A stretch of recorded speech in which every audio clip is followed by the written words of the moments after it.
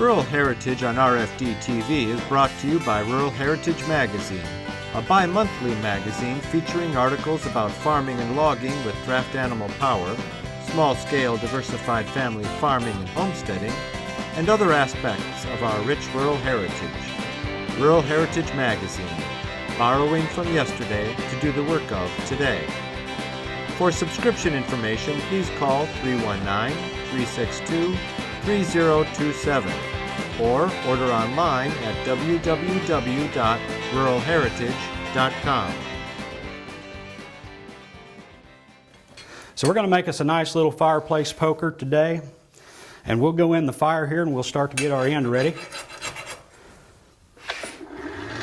So we've got fire on both sides. We're down into the fire. We're heating from the bottom, and the top is heating from the top down. And what we want to do is to bring the end of our, what's going to be our poker, the working end of the poker, we want to bring it out and draw it out to a nice point. And we're going to come out of the fire and we're going to start to draw out our point. I'm going to lay this on the edge of the anvil, and I'm going to start to hammer this. I've got my left hand has a little bit of an angle. It's not laying flat on the anvil. I've got a little bit of an angle upwards on it that gives me just a little bit more even leverage with my hammer to make that metal move even more. And as you can see, each time I hit that, there's a little lump of metal that's always on the right hand side of my hammer, and I'm pushing it towards you.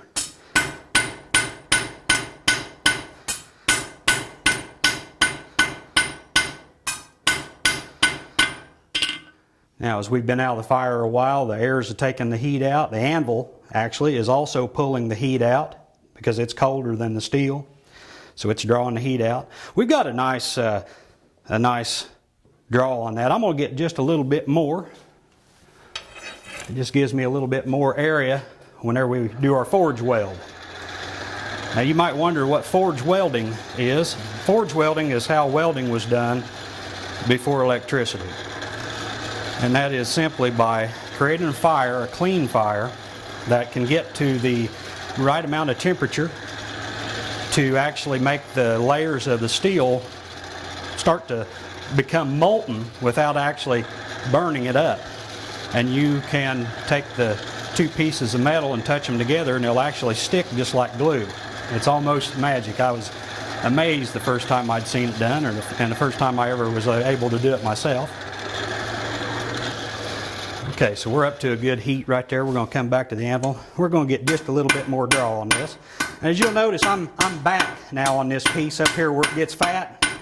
And I just want to take a little of that out and smooth it down toward my point. As you can see, we gained quite a bit. See, I'm hammering up here, not out here on the end. I'm hammering up here right where my taper started. And I'm bringing some of that big thick piece of that metal out here toward the end.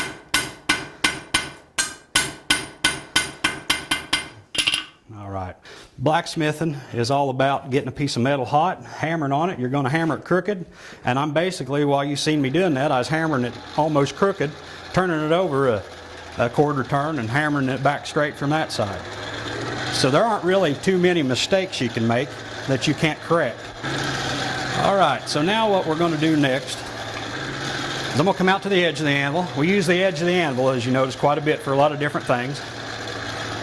And we're going to fold this back over on top of itself to give us our metal to do our forge weld.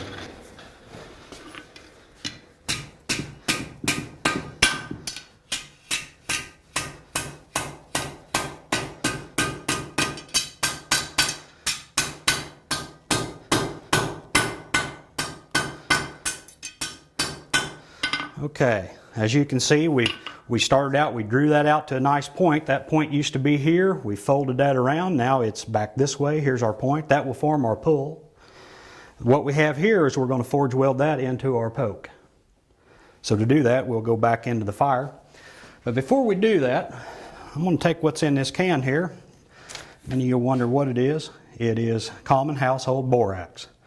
And we're going to sprinkle that borax right there on that area where the fold was. And we want that to get in between that. We want that to clean that out real good. get rid of any kind of impurities from the coal that might have worked in there, or whenever we bend it over, the little flakes that come off the steel. We want to get rid of that and make those two surfaces clean. We've been working this piece of steel orange most of this time. We're going to want to bring this up here to where it turns white.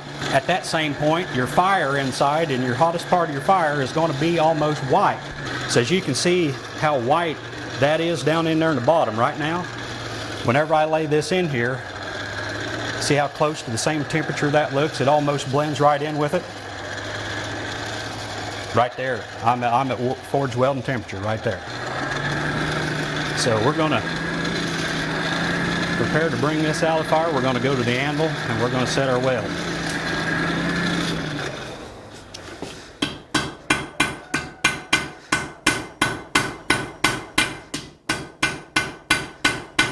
Mostly working on the point. As we go, it gets thinner and it gets longer. And how you thickness you want and the length of the draw you want is entirely up to you. Me, I just like the look of a good flow. And what we have there, we have the welded area, and now we've drawn that weld out to a point. It's a little long, it's a little stubby. We would like it to mimic our other puller, so we want to go back in the fire and heat that up again good and hot and come back out and forge that the rest of the way out. Those little sparks tell me that I'm up to welding temperature.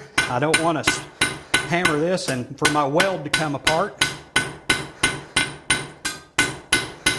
And I should have enough heat in this to do the rest of what I want to do with it. As you can see, I'm not running my hammer all over my anvil. My hammer's staying in pretty much the same spot. I'm moving my work. Alright, that looks pretty good. Now we've got a nice even taper. I like that. Ain't nothing wrong with that. Nice and square, down to a fair point. So we're going to go back in the fire now and we're going to finish this end by turning our puller end and forming it the way it needs to be, because obviously it's too close to the shaft. Alright. Now while that sits there, I'm gonna say, what I like to say, I'm gonna let that sit there and soak a bit. I'm going to come over here and I'm going to get me a set of pliers. While that soaks, and what I mean by soak is it's just taking on the heat of the fire. I don't want to keep cranking and cranking or I'll get it up to a forward welding temperature. I may burn it. So I'm just letting it soak. It's got plenty of heat in there. I'm going to come out here and I'm going to give this a bend. That got it bent out. Now I'm going to come to the anvil, as you can see how it is. Come out here to the horn of the anvil. I'm going to give this a little bit of a turn down here on the bottom.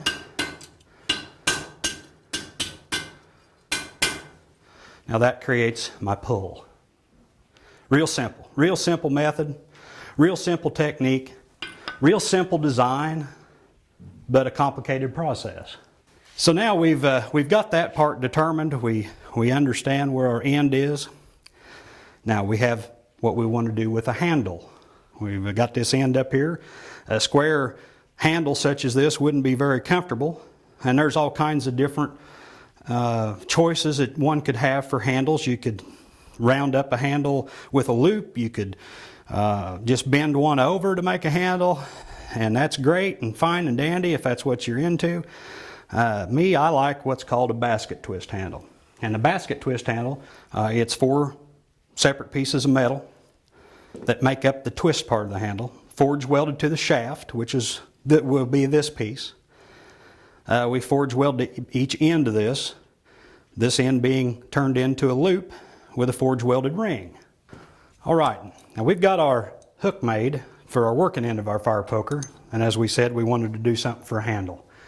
One of the first blacksmith made fire pokers that I ever seen was made by a good friend of mine, and his name was Rex Walden, and he's up there in that picture on the wall, and he was my inspiration to be a blacksmith. He's the one who got me started. What I want to show you is a little bit of what I seen him do. And I'm going to take 4 pieces. I cut these 8 inches long of 1/4 inch round stock. And what I'm doing here is I'm wiring these up into a little bundle. We're going to find us a set of tongs here that fits this real good, because we don't want this getting away from us.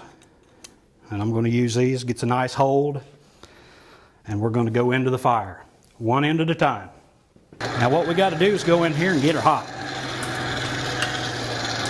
I'm going to bring just a little bit of the coke from the side of my fire. Since I'm forge welding, I'd just soon stay away from my fresh green coal out here, and we are at forge welding temperature. So we're going to come out to the anvil, and then we're going to try to set this weld. And we don't have a lot of time to waste on the work, so we're going to come out here and we're going to try to get it welded. So I've got them set. I'm going to come back to the fire. I'm going to sprinkle just a little bit more of my borax back on that to help clean that up a little bit. And then, as always, right back into the fire.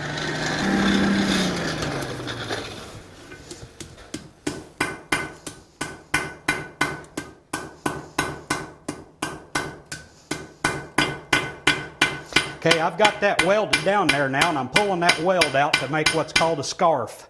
And this scarf is where these two pieces of steel are going to go together. And I'm going to want to clean my scarf.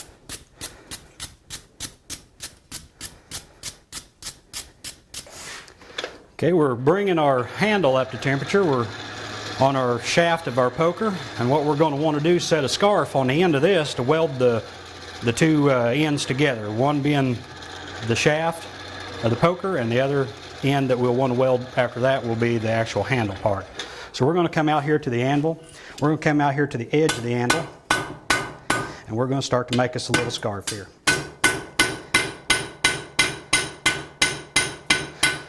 We're going to draw that out to a nice little edge, just like we did the other one. Now, before we try to do what we want to do, I want to give you an idea about what we want to do. As we want to get these hot, we want to come out of the fire, we want to be just right, and we want to bond these together right here and weld them together. And this is the old style traditional form of forge welding that we want to attempt to do. Okay, we're going to give it a try.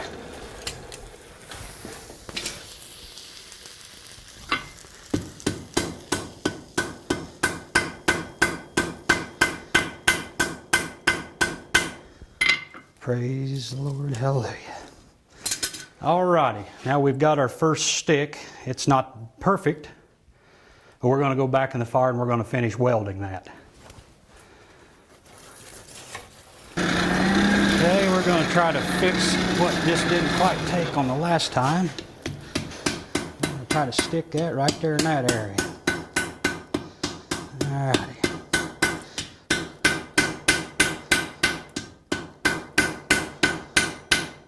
Alrighty. We're going to come back out, clean it up here just a little bit, square it up and true it up.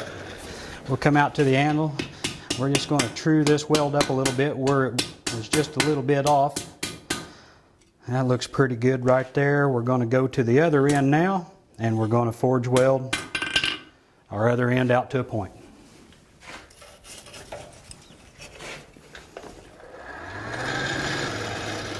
Something about like that. I think I will just kind of set these and just square them up just a little bit. Really rather them not be running around on their own when I come out of the fire trying to set them on a weld. So I'm going to touch them back together. I just kind of stuck them down there in the borax about an inch or maybe a half, somewhere between that and 3/4. To the fire. Nice good set. I can see the metal moving. I can see all those pieces of steel, they're almost dancing. They're doing that. That's what we want to see. So we've got this set. The weld is there. So we're just going to keep working that weld out and drawing it out to a nice point. Alright, we're going to come out of the fire. We're going to start drawing this down.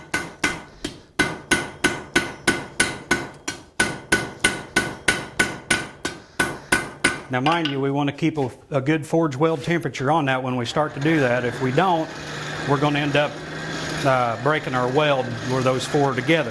That's the last thing we want to do. So it's real critical to keep that temperature high, at least till we get a nice draw on it, and we don't want to break it down there.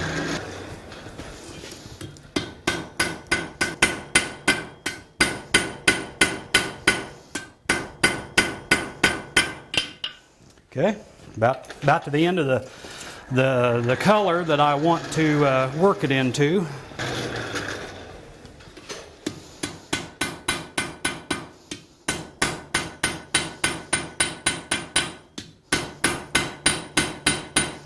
Attempting to do is to draw this out to have enough metal to put a loop in the end of the handle that will be large enough to accept the ring that we're going to make, that we're going to insert into it once we get the twist of the handle done.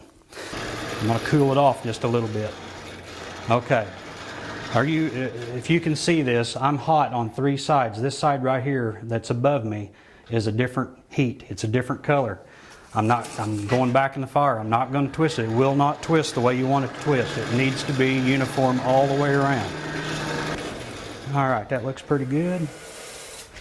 We're going to quench it down a little bit. We're going to come down here above our weld. We're going to clamp it down.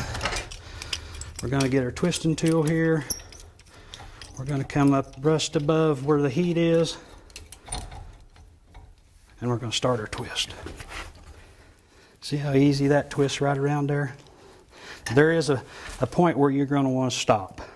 You don't want to break it. You don't want to stress it. And you're going to break one and you're going to twist one off occasionally until you get the hang of it. Now we're going to come back over here to the anvil. We're just going to knock all the scale off of this. Now see how that makes a real fine, almost a rope looking twist to it.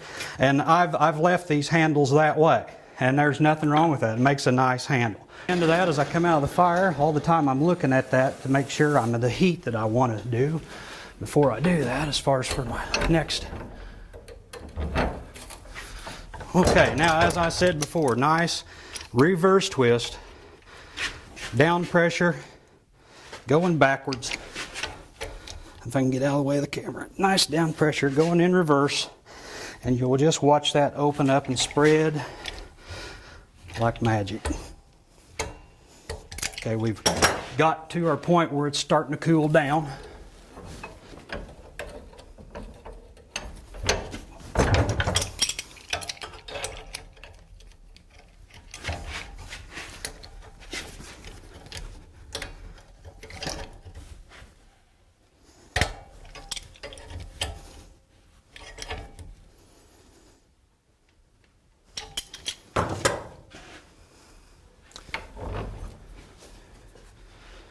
Okay, that's what we want. Now, by doing that, and then you're going to have that every time. If you ever twist one perfect the first time and you have to go in and redo something, like I did, you're going to have to tweak it a little bit. I'm going to look down it. Looks to me like it needs, I'm going to figure out where my poke is, and I'm just going to give it just a little bit of that. And that's all it needed. I mean, just ever so slightly, just a little bit.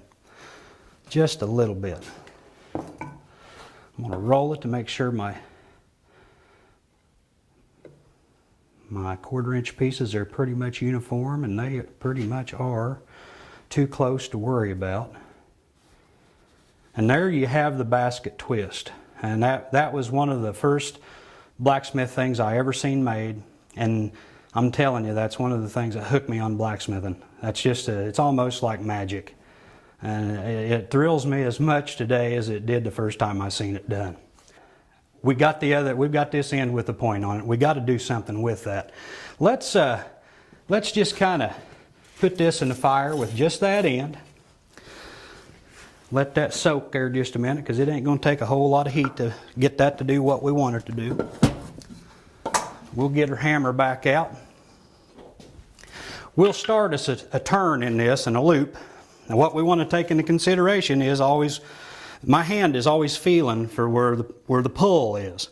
This is what I call the pull, because you're going to pull logs. This is the poke you're going to poke with. So I'm always feeling with my hand, when I'm not looking at it, I'm looking at this to come out on the anvil. I'm feeling where that poke is, because I know that is the bottom. That's bottom. So this end down here, whenever I form my loop, I want it on the bottom. If I come out here and form it on the top, it's going to look pretty goofy. And paying attention and knowing where it is according to my hand makes it just so much easier. I always keep it into the area that I know where it's at. Second to heat that up, we're going to come over here to the horn, orient ourselves with where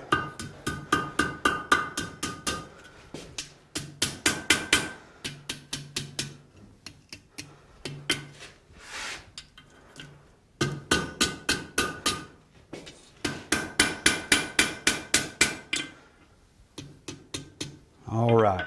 Now we've got our loop formed. Make sure we're in center the best we can be. That is really, really close. As you can see, I've left enough room. I'm hoping for a 1/4 inch ring to slide right in that. We'll forge weld that. We'll get it. We'll make a loop first. Then we're going to forge weld the ends of that to form it into one solid circle. Then we'll get this hot and put a ring in and fold it back over, and then this piece will be ready to clean up and done. Okay, we're going to come to the cone anvil, and we're going to use it to make a nice, even, round circle. As you can see, it's not full. We still got the other end. 7 inches is a little bit far through there to get it completely into the fire all at one time. So I'll do one side, half of it. I'll go back in the fire, I'll work the other side. We'll meet those together. We'll overlap those. There's a lot of different ways you can scarf those, like I did with those, with the handle and the shaft of the fire poker. But I'm just going to overlap these, and then we're going to forge weld them together with an overlap. Okay, nice and hot again. We'll come right around the cone, and we'll keep tightening this up until we can form our overlap. I'm going to come out here on the anvil now. I'm going to overlap them. Now I just took them out around. Now I'm going to come back out here to the cone, and I'm going to round these out.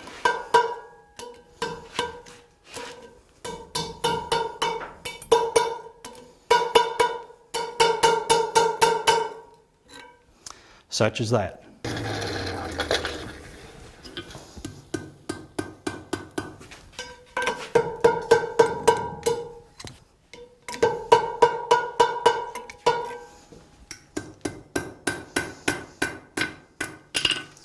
So we'll hit that another time. All right, look pretty good. We'll come around the cone here and true that up somewhat.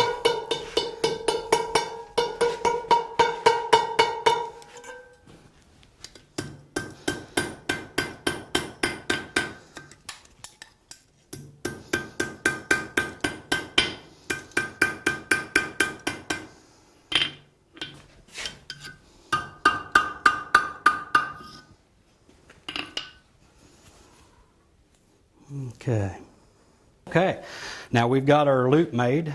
I'm just going to lay that on the anvil right there. I'm leaving it open so I can hook it once I get the other end of our fire poker hot again.